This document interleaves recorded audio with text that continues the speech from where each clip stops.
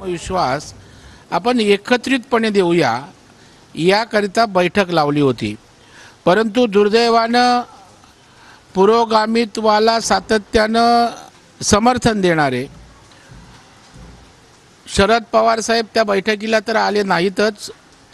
तथापि प्रसार माध्यमातून आम्ही पाहिलं ऐकलं की बारामतीतनं फोन करून काहींना या बैठकीला जाऊ नये अशा प्रकारच्या सूचना या ठिकाणी दिल्या गेल्याचं ऐकिवात आहे। आणि मग काल याच गोष्टी संदर्भात छगन भुजबळ साहेब जे ओबीसींचं नेतृत्व करतात त्यांनी भूमिका त्या ठिकाणी मांडली की पवार साहेबांची या संदर्भात मराठा ओबीसींच्या आरक्षणाच्या संदर्भात नेमकी भूमिका काय आणि त्या संदर्भात कदाचित पवार साहेबांची भूमिका जाणून घेण्यासाठी किंवा पवार साहेबांना काही या संदर्भात काही सांगायचं असेल तर या संदर्भात त्यांची भेट या ठिकाणी होऊ शकते। कारण आज राज्य सरकारची स्पष्ट भूमिका आहे, मराठ्यांना आरक्षण दिलंय ते टिकवणार आहोत। सगळे सोयऱ्यांच्या संदर्भात सगळ्या हरकती तपासून संदर्भ तपासून योग्य तो कायद्याच्या चौकटीत निर्णय घेतला जाईल।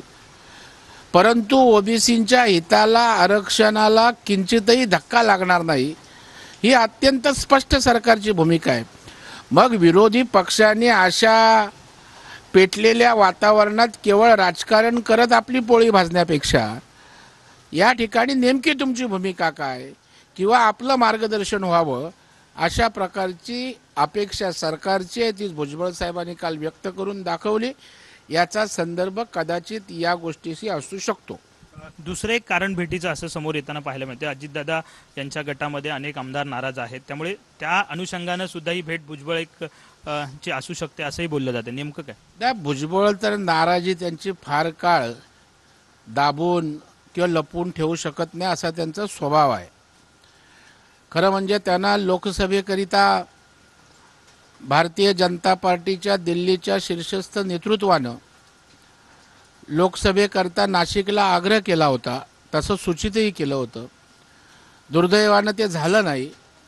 त्यानंतर राज्यसभेकरता भुजबळांना अपेक्षा होती असं म्हटलं जातं आणि मग कदाचित पक्षांतर्गत काही गोष्टी होतात की काय मला माहीत नाही आणि त्याच्यामुळे भुजबळ नाराजी त्या ठिकाणी लगेच व्यक्त करणारा किंवा पडद्यावर आणणारा नेता आहे, त्याचाही कंगोरा याला असायची शक्यता सुद्धा नाकारता येत नाही।